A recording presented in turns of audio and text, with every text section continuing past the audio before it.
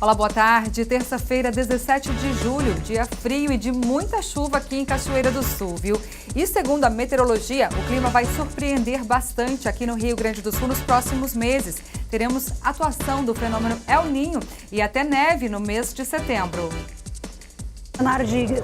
Os meses de agosto estavam sendo secos e com temperatura acima da média. Provavelmente em 2018 não será este o cenário. Chuva acima da média e frio também ainda acontecendo no mês de agosto. Então já tivemos frio em junho, em julho e agosto ainda tem promessa de frio. Pais podem pagar multa e até perder a guarda dos filhos se não vacinarem os pequenos no Rio Grande do Sul. Nosso gestor em saúde comenta. Triste diagnóstico na educação, nem metade dos alunos do ensino fundamental sabe ler com fluência. Apenas 20,4% dos alunos fazem uma leitura fluente. 12,9% dos alunos no mesmo ano leem, mas sem fluência. Apenas 6% conseguem ler frases completas. Isso mesmo, 6%. E 22,1% dos alunos do segundo ano não leem. Como que eles passam aí de série? Como que esses professores aprovam esses estudantes? E conosco aqui no estúdio mais um pré-candidato ao governo do estado gaúcho, Roberto Robaina, do PSOL. É a partir de agora no NT Sul, seja muito bem-vindo.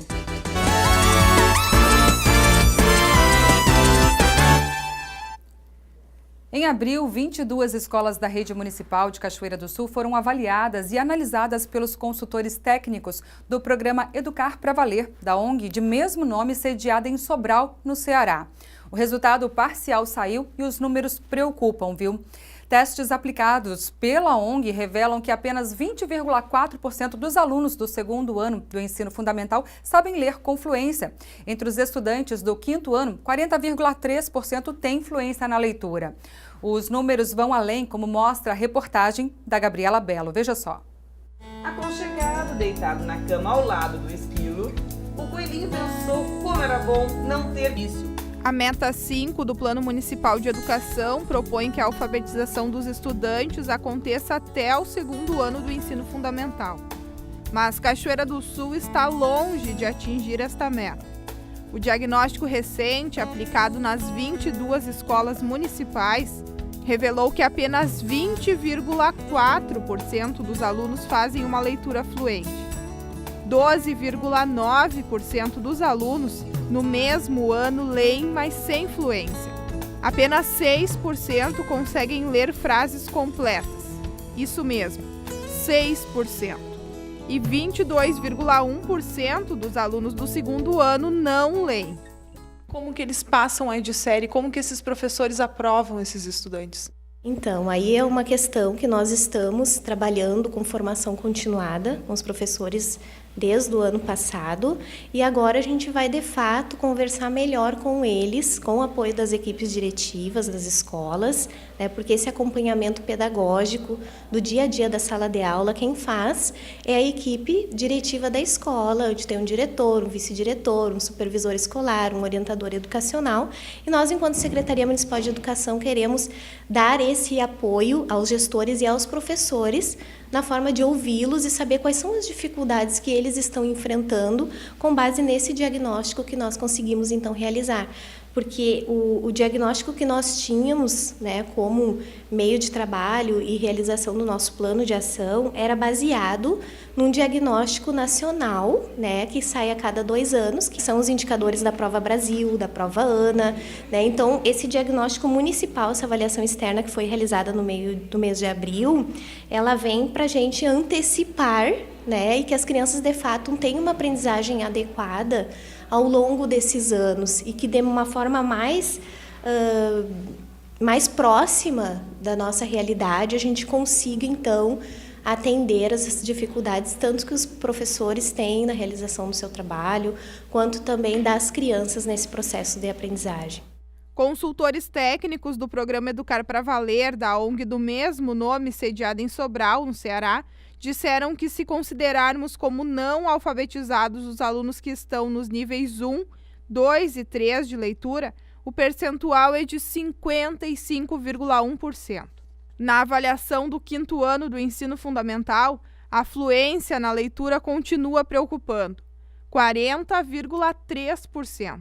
Eles leem, eles escrevem, mas a leitura fluente, né, nessa faixa etária, nesse ano, já deveria acontecer. O que significa isso? É ter uma leitura e essa leitura ter um acompanhamento lógico de raciocínio para poder fazer as interpretações, né? Então, aí a gente tem um grande desafio, né, para conseguir recuperar essas habilidades que os alunos ainda não têm concretizadas no 5º ano. Segundo a coordenadora pedagógica da Secretaria Municipal de Educação, as consultoras do Educar para Valer seguirão dando orientações para melhorar o aprendizado dos estudantes. A secretária prometeu ficar atenta e colocar em ação algumas estratégias. A partir da semana que vem, nós vamos chamar os professores do 1º e 2º ano, organizar um plano de trabalho junto com os professores de alfabetização. Então, assim, nós estamos, de fato, vamos investir nas formações, né? E o trabalho da ESMED também vai ser um acompanhamento junto às escolas.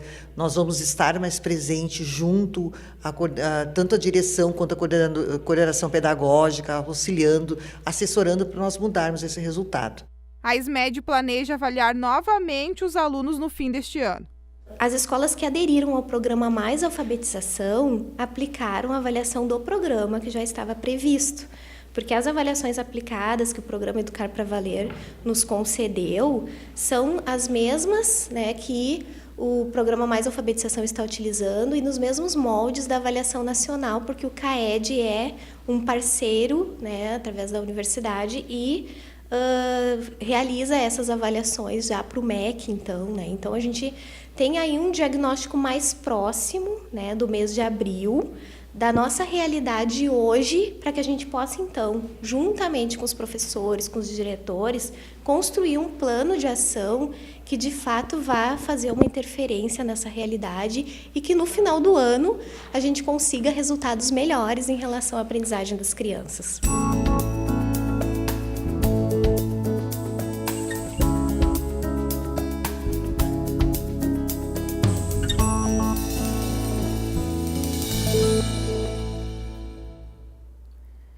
A Copa do Mundo na Rússia terminou domingo. E será que dá para aprender alguma coisa com os jogos, estratégias e com a nossa seleção? Nosso consultor de negócios, Leopoldo Brant, garante que sim.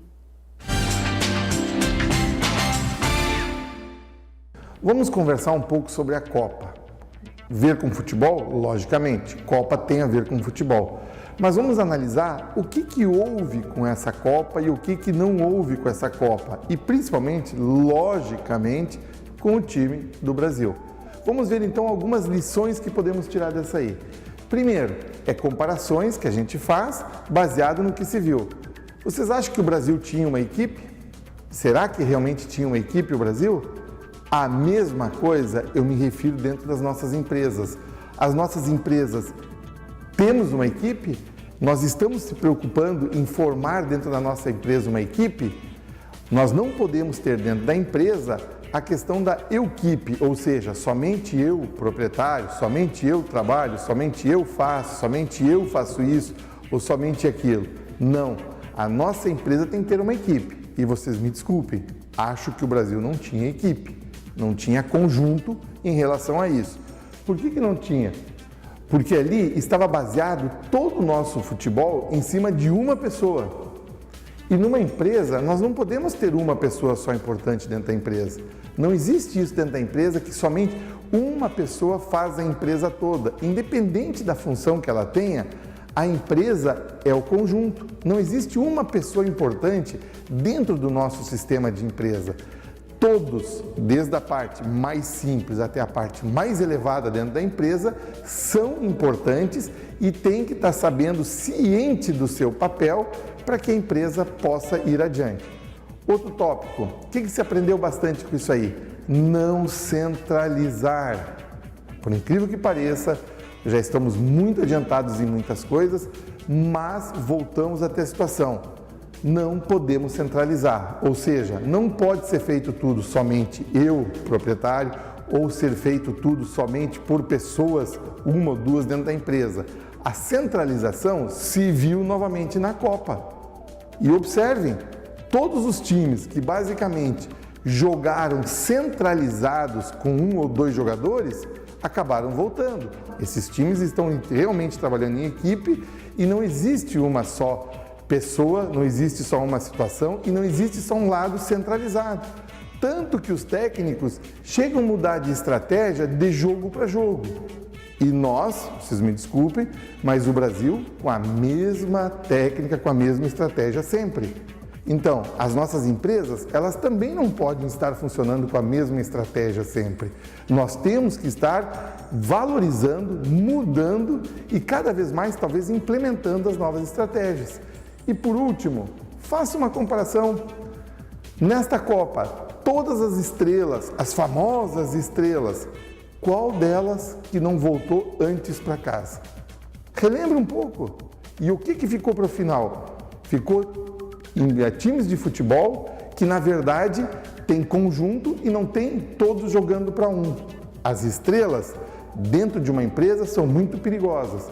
E as estrelas, por incrível que pareça, dentro de uma empresa, nos colocam a perder muita coisa. Muito obrigado e até a semana que vem. 12h13 pelo horário de Brasília, nós vamos para um rápido intervalo e a seguir você vai ver, tem a previsão do tempo para esta terça-feira. Meteorologista garante que o clima aqui no Rio Grande do Sul vai surpreender bastante. Teremos atuação do fenômeno El Niño e até neve no mês de setembro. Nós tínhamos um cenário de os meses de agosto estavam sendo secos e com temperatura acima da média. Provavelmente em 2018 não será este o cenário. Chuva acima da média e frio também ainda acontecendo no mês de agosto. Então já tivemos frio em junho, em julho e agosto ainda tem promessa de frio. E conosco aqui no estúdio mais um pré-candidato ao governo do estado gaúcho, Roberto Robaina, do PSOL. Nós já voltamos.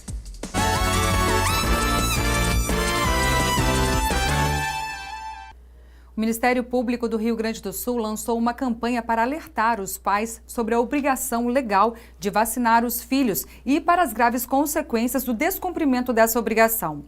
Em todo o estado gaúcho, os pais podem perder a guarda se não vacinarem os seus filhos. O MP alerta que a medida foi necessária porque muita gente está dando ouvidos a notícias falsas sobre vacinas publicadas na internet. O gestor em saúde, Francisco Bastos, comenta.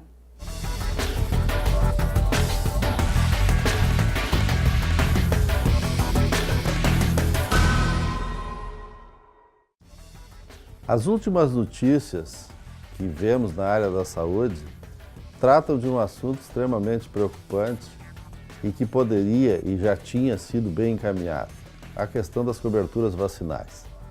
Nós temos visto e os indicadores mostram que em muitos municípios há uma queda significativa no número de crianças vacinadas, por conta de informações equivocadas, especialmente nas redes sociais. Sabemos que a cobertura vacinal no município, para ser efetiva, ela precisa superar os 95%. E já tem municípios no Brasil em que esse indicador chega somente a 50%. Em relação ao sarampo, nós temos um caso peculiar negativamente.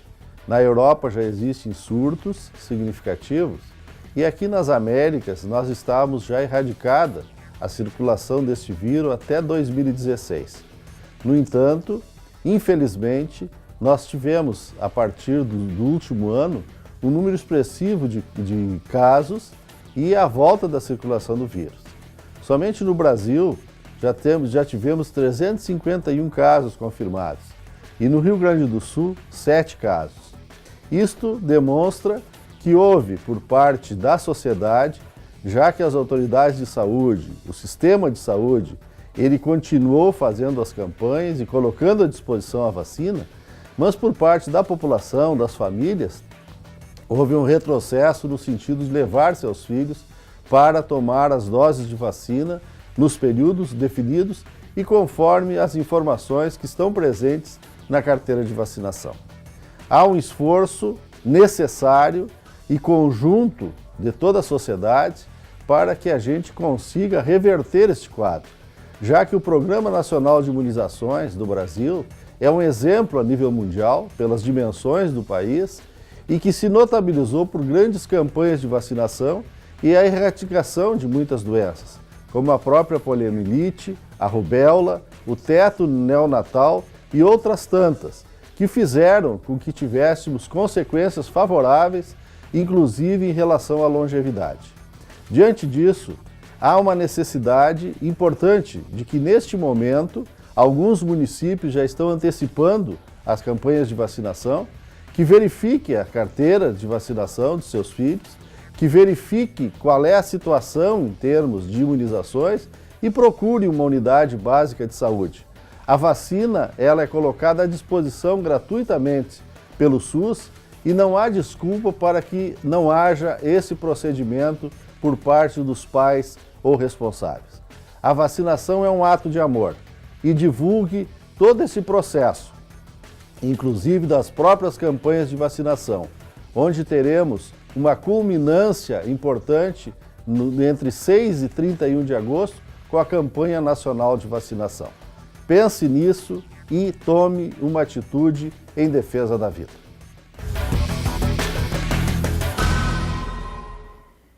É isso aí, existe muita desinformação nas redes sociais e isso representa um perigo à saúde da população. Deixar de vacinar uma criança é de uma irresponsabilidade social sem tamanho. Quem deixa de vacinar um filho não coloca apenas esse filho em situação de risco, mas todos aqueles que convivem com essa criança ficam suscetíveis. Lembrando ainda que pelo Estatuto da Criança e do Adolescente é obrigatória a vacinação nos casos recomendados. O Ministério da Saúde oferece de graça, como disse Francisco Bastos, todas as 19 vacinas recomendadas pela Organização Mundial da Saúde. Se houver descumprimento, os pais podem pagar multa e até perder a guarda dos filhos. Se você tem dúvidas, pergunte ao seu médico de confiança e não se deixe influenciar por notícias falsas de movimentos anti-vacina. Isso é um perigo para toda a nossa população. Chuvas acima da média, umidade, frio e até neve estão entre as previsões da meteorologia. O clima nos próximos meses deve sofrer mudanças por conta da influência do fenômeno El Niño. A repórter Gabriela Belo conversou com Estael Cias. Ela é meteorologista, mestre na área de tempestades pela Universidade de São Paulo. Veja só. O plantio da próxima safra deve ser com bastante umidade, baixa insolação e chuvas acima da média. Quem vai confirmar isso pra gente é Estael Cias, ela que é meteorologista. Boa tarde, Estael. Boa tarde a todos.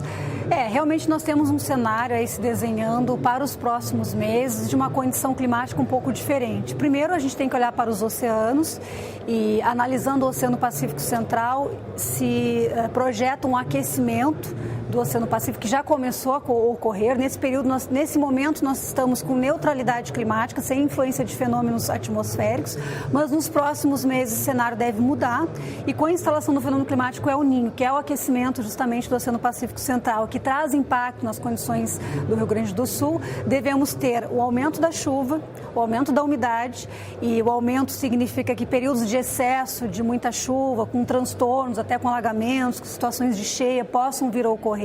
E a umidade que todo mundo tem reclamado, né? A umidade que tem sido muito presente nessas últimas semanas, deve ser uma das características não só do inverno, ainda que está para terminar, tem muito inverno pela frente ainda, mas também nos meses de primavera e verão. Então vamos ter que aprender a conviver com a umidade, que nosso dia a dia traz aí alguns transtornos, e mais focado no setor agrícola, o desafio realmente da fase de plantio, que pode ter períodos aí longos de chuva, em que a decisão do plantio, que vai depender de uma janela de tempo seco, vai ter que ser determinada talvez no curto e no médio prazo, dependendo das previsões mais atualizadas nesse momento de plantio. O que se desenha hoje é um cenário de chuva acima da média nos próximos meses, não só nos meses de inverno, mas principalmente nos meses de primavera, até com risco maior de volumes altos.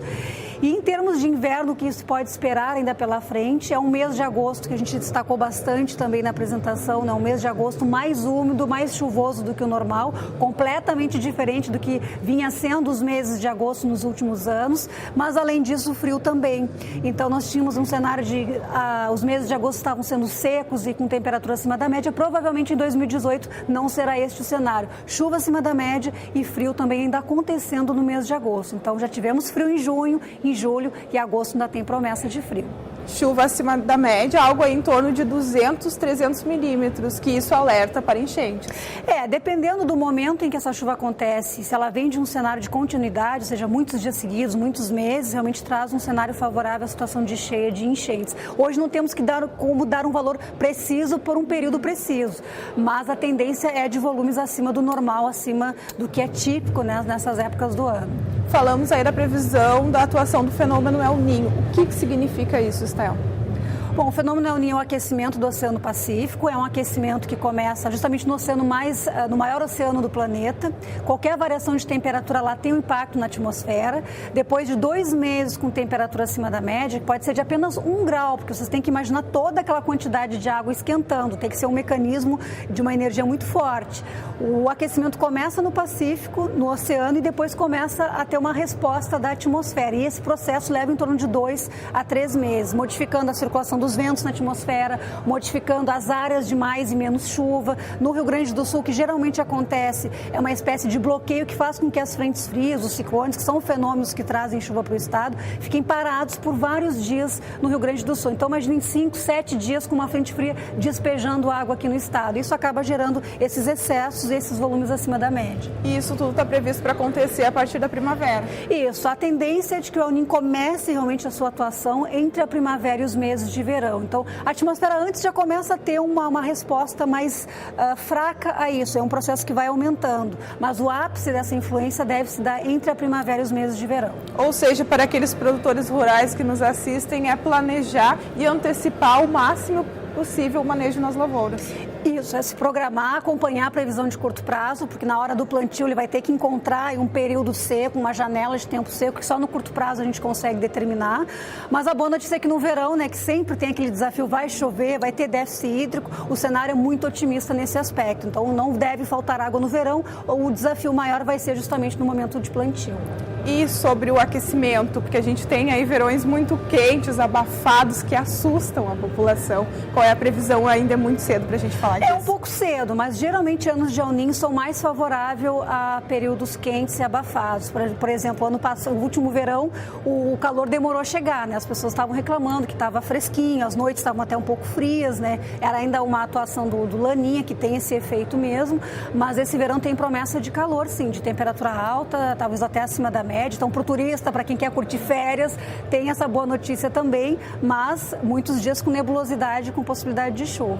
E o inverno, agora, vamos falar do agora, né? Tá, Nuz, esse friozinho hoje até não tá mais ameno, assim, mas as geadas vão intensificar até o fim do inverno? Até o fim do inverno, a gente vê, assim, o que chama atenção é o mês de agosto, que começa com bastante chuva, e provavelmente a segunda semana de agosto nós teremos uma massa de ar polar bem intensa chegando por aqui. Então, um sinal de mais de possível geada e mais generalizada na segunda semana de agosto. Até o final do mês, ou pelo menos 2 massas de ar polar intensas, com frio intenso em agosto nós devemos ter. E o mês de setembro é o mês de transição, tudo pode acontecer, inclusive neve no mês de setembro, a gente já teve em outros anos. Como esse ano se vislumbra um cenário mais úmido e ainda com frio, é possível que tenhamos episódios de neve tanto em agosto quanto em setembro. A gente teve agora em julho lá em Santa Catarina, né, um episódio bem expressivo, tivemos no começo do mês na Serra Sudeste, ali na região de Pinheiro Machado e municípios um pouco mais ao sul, mas a possibilidade esse ano, com uma umidade mais presente, é um pouco maior do que anos anteriores. Na verdade, vamos ter de tudo um pouco para não enjoar. Sim, justamente como é o clima no Rio Grande do Sul, né? Justamente é um pacote aí de vários fenômenos que ocorrem durante o ano inteiro. Então vai ser dentro das nossas condições mesmo. É agasalhar e contar que a saúde aguente todas essas mudanças. Tem que estar bem alimentado, né? Usar todos aqueles recursos realmente para conseguir ultrapassar com um mínimo de conforto aí todo esse período de bastante frio e a umidade que ainda estará presente. Tá bom, Estel, muito obrigada por todas as informações, obrigada a levar para todos em casa, né, esse alerta e deixar todo mundo prevenido já e antecipar o máximo possível. Eu que agradeço a oportunidade, até uma próxima.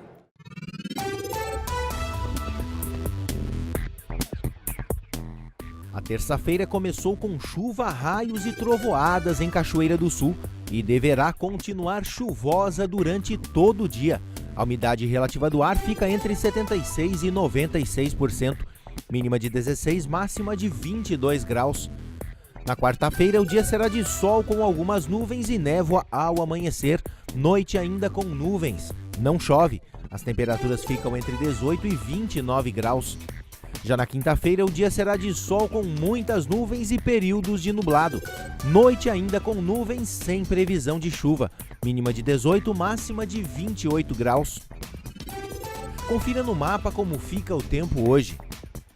A chuva chegou forte na capital Porto Alegre e em boa parte do Rio Grande do Sul na madrugada e no começo da manhã desta terça-feira. Algumas cidades gaúchas, como Santa Maria e Santiago, registraram queda de granizo. Outros municípios da região Centro-Serra também tiveram chuva congelada, segundo informações da Metsul Meteorologia. O governo do estado emitiu uma nota alertando sobre o risco de temporal nesses pontos. Novas ocorrências semelhantes devem acontecer ao longo do dia, acompanhada de raios e trovoadas. Dia de calor em quase todo o estado gaúcho. Na capital Porto Alegre, a máxima prevista é de 20 graus. Em Uruguaiana, na fronteira oeste, 23.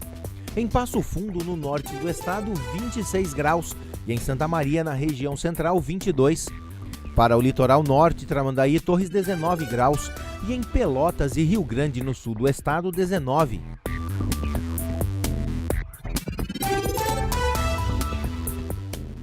Boa tarde a você de casa. A gente continua a nossa série com os pré-candidatos ao governo do estado do Rio Grande do Sul. A campanha eleitoral já está se aproximando e nós temos aqui o dever de ouvi-los, ouvir as propostas, as opiniões sobre a situação do nosso estado do Rio Grande do Sul. E hoje recebemos aqui em nosso estúdio Roberto Robaina, do PSOL. Roberto, boa tarde. Seja muito bem-vindo ao nosso NT Sul. Boa tarde, Daniel. Uma satisfação poder conversar contigo.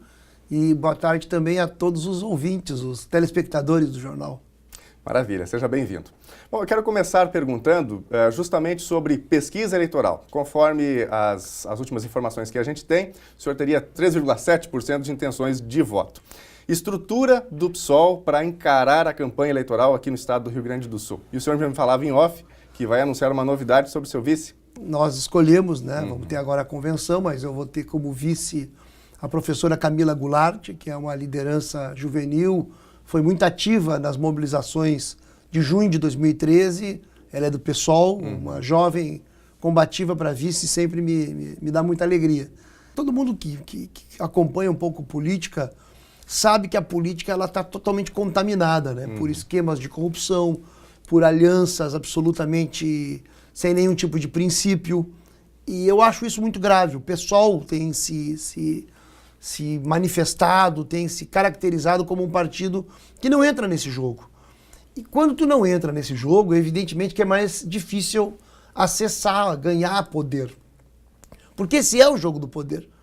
O jogo dos esquemas, ou de corrupção, ou de corruptores, de grandes empresas que corrompem partidos políticos. Então isso é muito grave. Nós temos uma situação na política marcada por uma forma de fazer política que é antipopular. A política tradicional, hoje, a política que domina é a política antipopular. Vocês vivem aqui também isso. Ou seja, se pode fazer o julgamento, quem está nos assistindo sabe. Se a gente olhar Brasília é um horror. Aquela Câmara dos Deputados é uma casa de horrores. O presidente da República é o chefe de uma quadrilha. Então, assim está o país em termos de política nacional. Se pegar depois a política municipal, não está muito diferente. Os esquemas das prefeituras, está muito ruim a política. Então, a aposta nossa, e nós nisso, eu tenho muita satisfação de estar em Cachoeira, e nós estamos correndo o estado para quê?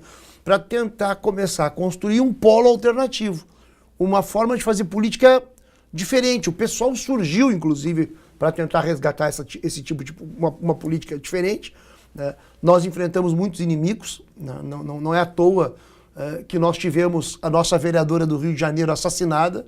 A Marielle Franco era uma jovem mulher combativa que denunciava abusos, por exemplo, do poder público contra as pessoas que vivem nas periferias do Rio de Janeiro, foi assassinada. Como é que o senhor acha que isso vai reverberar esse ano nas eleições em todos os estados? Porque foi um caso de uma comoção nacional e internacional. Olha, eu espero que pelo menos as pessoas se deem conta de que é preciso mudar, né? Tu estava dizendo sobre as pesquisas. Eu não fico... Há sempre uma tentativa de induzir, de já forçar um resultado. em geral, os candidatos que são os candidatos amigos dos donos de poder, dos grandes bancos, das grandes empresas, desses sistemas partidários poderosos. Há sempre essa tentativa. E as pesquisas são uma forma de tentar induzir as pessoas a votarem naqueles que estão melhor colocados. Mas se fosse por essa lógica, como o Sartori mesmo, nessa época tinha 3% e ganhou a eleição. Então eu vou me apoiar no histórico passado. No histórico para dizer que as pesquisas não decidem. Ou seja, mas o ponto fundamental não é nem esse. O ponto fundamental e o apelo que nós fazemos para a sociedade é que a sociedade passe a acreditar não no PSOL, passe a acreditar na sua própria força. Então o movimento de mulheres tem que se organizar. Nisso é muito importante o exemplo que a Marielle deu, porque a Marielle foi a expressão de um ascenso do movimento de mulheres que começa a ter no Brasil. Nós temos um ascenso de movimento de mulheres, da luta pelos direitos civis das mulheres, contra o machismo. Nós necessitamos de um ascenso do movimento negro, nós não temos ainda, mas nós necessitamos, porque o Brasil é um país racista. Os negros recebem salários mais baixos que os brancos. A população carcerária no país hoje é maioria negra. As oportunidades de trabalho e de estudo são precárias. Então, nós queremos uma mobilização da sociedade para tentar quebrar esse jogo que eles estão fazendo. Nós tivemos momentos da nossa história onde eles foram questionados, esses poderosos foram questionados. O junho de 2013 foi um momento desses. Mas depois eles tentam normalizar a situação e fazer de conta que não, que nós temos que ficar em casa, participar só da política de vez em quando, e os governantes é que decidem tudo. E os políticos profissionais são os que decidem tudo. Nós queremos inverter esse jogo. Robaina, eu gostaria de falar com você agora sobre a questão da estrutura de Estado. Você falou muito sobre esse aspecto da dificuldade do preconceito que se tem no Brasil contra negros, a dificuldade dos salários e a diferença é absurda, além de um preconceito velado. O Brasil acha que não é preconceituoso, mas na prática ele é. Quando a gente vai verificar na raiz histórica, a gente vê verdadeiros absurdos, né, nesse sentido. Por outro lado, a situação econômica do Rio Grande do Sul não é nem um pouco favorável. Então, difícil estruturar um Estado para justamente atender e trabalhar essas mazelas. Por exemplo, a lei orçamentária que foi aprovada na Assembleia Legislativa abre aí um déficit de praticamente 7 bilhões, 6,7, 6,8. Como pensar um Estado com esse rombo fiscal que possa atender a sociedade? Sim, mas é que a situação é desfavorável para o povo. Porque para grandes conglomerados industriais, empresariais, não é desfavorável. Os grandes conglomerados estão ganhando muito dinheiro. Se você refere ganham benefícios a isenções fiscais, por exemplo? Isenções fiscais é um dos exemplos, não é o único. Sonegação fiscal é ainda mais grave, porque é crime, e o Estado tem uma sonegação fiscal grande. Só em dívida, para ser cobrada de grandes empresários, o Estado teria para receber 43 bilhões.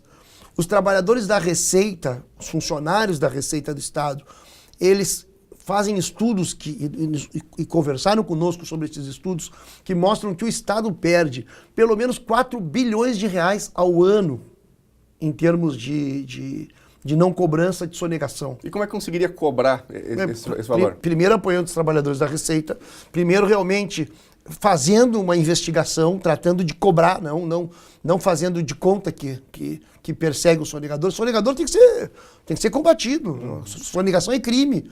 Os funcionários da Receita nos contam como, infelizmente, os políticos não combatem a sonegação das grandes empresas.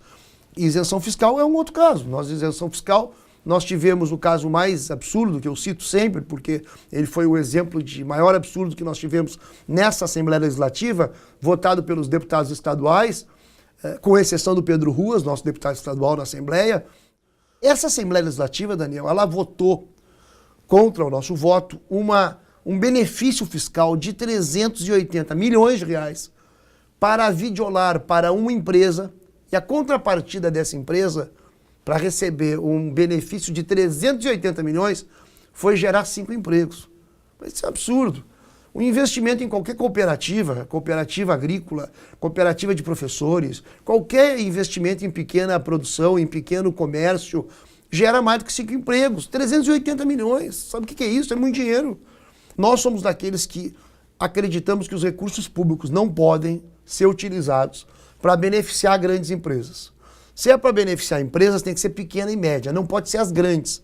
Não pode ser a Coca-Cola, não pode ser as indústrias de cigarro, não pode ser a Gerdau. São essas que hoje, infelizmente, são as que recebem benefício fiscal. Coca-Cola receber benefício fiscal, a indústria do fumo receber benefício fiscal, a Gerdau receber benefício fiscal, são as maiores. Na questão da Lei Candir, as discussões nesse sentido, de uma negociação com o governo federal, elas nunca foram efetivas, nunca saiu nada de concreto. Como é que o governo do Rio Grande do Sul poderia se posicionar diante desse assunto? Primeiro, politicamente, né? A nossa tragédia também é essa, porque a Lei Candir, o acordo foi feito em 96. Entre o ministro do Planejamento, na época do PSDB, justamente o deputado Candir, por isso a Lei Candir, e portanto, o Fernando Henrique no governo nacional e o Antônio Brito do PMDB no governo estadual, 96. Eles fazem essa lei que isenta o pagamento de impostos das empresas exportadoras de produtos semi-elaborados, de produtos primários. Então, a grande exportação de soja, por exemplo, que em qualquer país do mundo é taxada, não tem como exportar soja e não ser taxado. A Argentina, do nosso lado, exporta soja e os grandes exportadores pagam impostos. Bem, aqui, com o argumento de que o país necessitava de dólares para poder estabilizar a moeda, foi feito esse acordo, essa lei, essa isenção de tributos. Bem, todo mundo hoje, não há quase ninguém que não conteste que esse tipo de acordo não foi benéfico para o estado do Rio Grande do Sul. Aliás, nem só para o Rio Grande do Sul, Minas Gerais, Rio de Janeiro, vários mas no estados. É geral o problema, Exato. Mas no caso do Rio Grande do Sul, como é um estado exportador também, sofreu muito, nós sentimos mais, né? Porque eles tinham prometido de que iam ressarcir, né? Então, o PSDB no governo não ressarciu e o PT no governo tampouco ressarciu. E no caso do PT, o PT poderia ter questionado a Lei Candir, porque o PT chegou a ter, no momento, o governo estadual e o governo nacional. Chegou a ter essa combinação. Alinhamento das estrelas. O alinhamento das estrelas não questionou a Lei Candir quando podia ter questionado, e nós teríamos esse problema resolvido. Quem é que se beneficia? Porque sempre tem quem se beneficia. Quem se beneficia são, isso é que é incrível, são empresas, são as empresas que organizam a exportação dessas commodities. Quais são as empresas que organizam as exportações dessas commodities? A Cargill, a ADM, empresas multinacionais. Mas por que empresas multinacionais poderosíssimas não vão pagar impostos? Esse ciclo que se repete de projetos que acabam não mudando nada é o que nós não podemos mais aceitar. E o princípio, digamos, central, que começa a indicar que tu não vai mudar se tu governar, são os esquemas de aliança. Por isso que para nós é tão difícil também. Nós assumimos. Há momentos que a mídia tenta dizer, não, mas vocês não vão ganhar, porque vocês não fazem aliança. Bem, mas se o preço para ganhar é ter que mudar, nós não queremos ganhar para fazer igual aos outros. Nós queremos ganhar para mudar. Então, se quiserem que a gente... E esse é o ponto, compreende? Ou seja, a lógica da política, que é a política comum, a política hoje dominada por esse sistema partidário corrompido, é que tu tem que fazer aliança. Nós queremos quebrar isso, nós queremos ganhar sem alianças. Para isso, só se tiver um processo de tomada de consciência popular, de que as pessoas digam, não, nós não vamos mais votar nos mesmos, nós não vamos mais votar naqueles que sempre governaram, nós não vamos mais votar naqueles que sempre fizeram alianças em troca de tempo de televisão, que sempre defenderam grandes interesses empresariais ou interesses de cúpulas partidárias, e nós vamos dar um troco, nós vamos começar a tentar mudar e vamos confiar na força da nossa luta. Porque eu repito, nós não pedimos para as pessoas confiar no PSOL. Nós pedimos para as pessoas confiarem em si mesmas.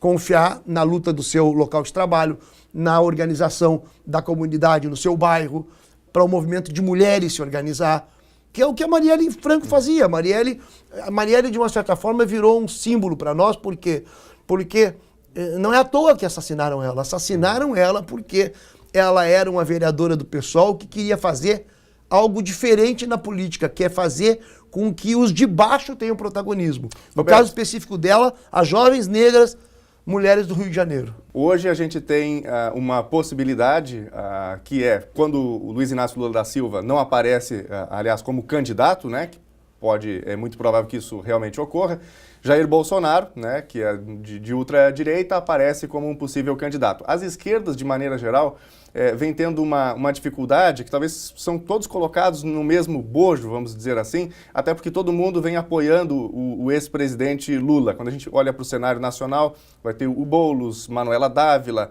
todos muito empenhados em prol da bandeira do ex-presidente Lula. Por outro lado, tem esse discurso do mercado, do apoio às grandes empresas, multinacionais, e a gente viu o que ocorreu recentemente no Brasil, do ponto de vista da corrupção, né, da relação promíscua entre o capital, grandes empreiteiras e governo. Como que o PSOL, aqui no Rio Grande do Sul, desassociaria dessa imagem do PT, ao passo que nacionalmente se tem um apoio ao ex-presidente Lula? Eu acho que a pergunta é muito boa, mas eu não acho que não é uma questão de apoio ao Lula. Nós o que não concordamos é que o Lula... O povo não aceita isso aí. O Lula está preso e o Temer é o presidente. Mas isso não é justiça.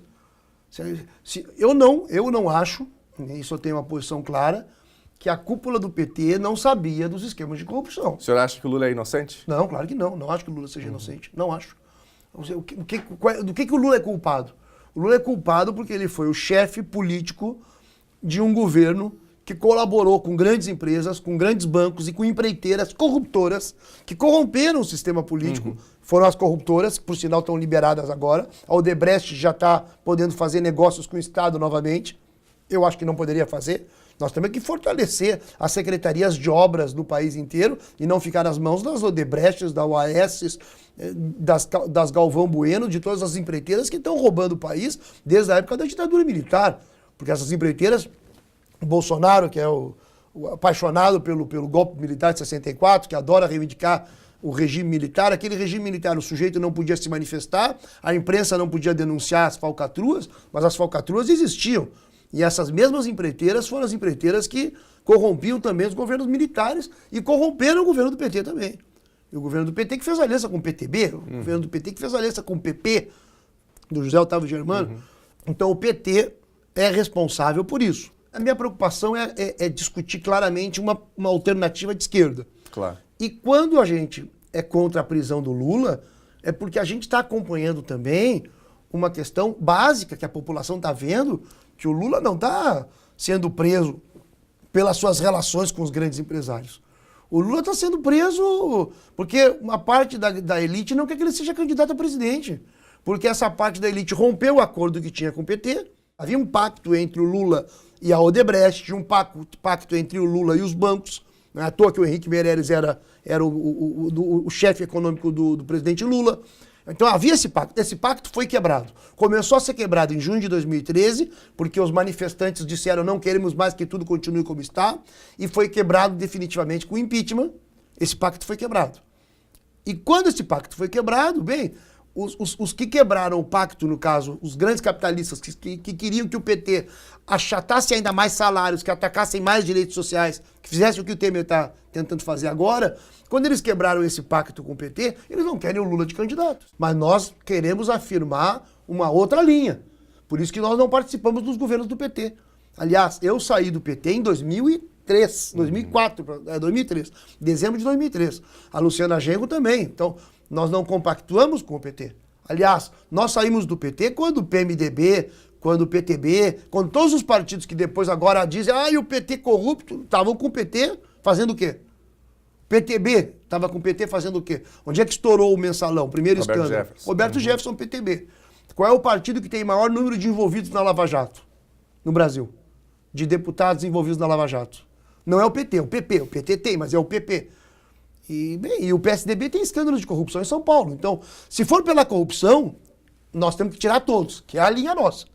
Agora, tirar todos para quê? Não é tirar todos para a política ser substituída pela bota militar, que é o que o Bolsonaro quer, que está aí, foi do PP, o Bolsonaro foi deputado do PP, o Bolsonaro não tem nenhuma autoridade para falar em corrupção, quando ele foi durante anos e anos deputado do Partido Progressista, que é o partido mais envolvido em escândalos de corrupção no país. Não tem como eu fechar essa entrevista sem perguntar sobre parcelamento de salários. O senhor eleito governador do Rio Grande do Sul, garantia de pagamento em dia para o funcionalismo? Eu acho assim, Daniel, o Sartori foi um governo muito irresponsável, um governo muito violento contra os servidores.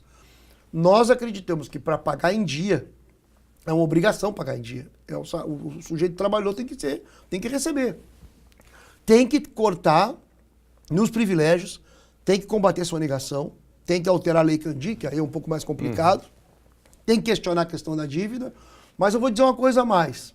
Primeiro, nós defendemos que é preciso valorizar o serviço público. As pessoas, às vezes, não, o servidor público tem privilégio, mas isso é uma loucura. Um professor estadual ganha um salário baixíssimo e, além do mais, está com salário atrasado. E são as pessoas mais pobres que mais necessitam de serviço público, do serviço do professor, do serviço do enfermeiro, do serviço da nutricionista, do serviço de segurança. Então, defender serviço público é fundamental. E pagar em dia também é importante para os municípios, porque boa parte da economia dos municípios é garantida pelos servidores públicos. Do contrário, nós vamos provocar uma recessão cada vez maior. Mas eu queria te dar um dado que eu acho que é importante, que é o seguinte, os governantes não podem pedir sacrifício dos servidores públicos se eles não dão exemplo. O Sartori se desmoralizou para pedir qualquer tipo de sacrifício no primeiro dia quase do governo dele. Por quê? Porque o Sartori encaminhou para a Assembleia Legislativa aumento de salário de deputados e aumento de salário de secretários. Então como é que pode um governo que manteve durante esses 4 anos os servidores públicos, os professores e os trabalhadores em educação sem receber um aumento sequer, além de não pagar? E o salário dos deputados foi aumentado, o salário dos secretários foi aumentado. Então esse tipo de indecência, o servidor não pode aceitar em hipótese nenhuma. Então nós queremos sim fazer um tipo de projeto político para o Estado onde o pequeno e o médio sejam os beneficiados, que os servidores públicos sejam respeitados e sejam remunerados, e a partir daí ter, portanto, uma capacidade de consumo maior da sociedade. E tentar animar a economia a partir daí e a partir do exemplo dos de cima, fazendo um governo com moral, um governo que combata a corrupção, que não aceite a corrupção e que não aceite o jogo político do toma lá da cá, que é o jogo político que tem levado o país a essa crise. Roberto, muito obrigado pela presença com a gente. Sucesso na sua campanha. Eu que te agradeço. Obrigado para vocês e obrigado aos telespectadores. Valeu. Conversamos com o Roberto Robaina, ele é vereador pelo município de Porto Alegre, capital dos gaúchos, e pré-candidato ao governo do estado do Rio Grande do Sul pelo PSOL. Darcy. Obrigada, Daniel. Nós ficamos por aqui. Obrigada pela sua companhia. Amanhã, ao meio-dia, a gente tem um encontro marcado aqui na telinha da TV Novo Tempo. Até lá, uma ótima tarde para você. Tchau!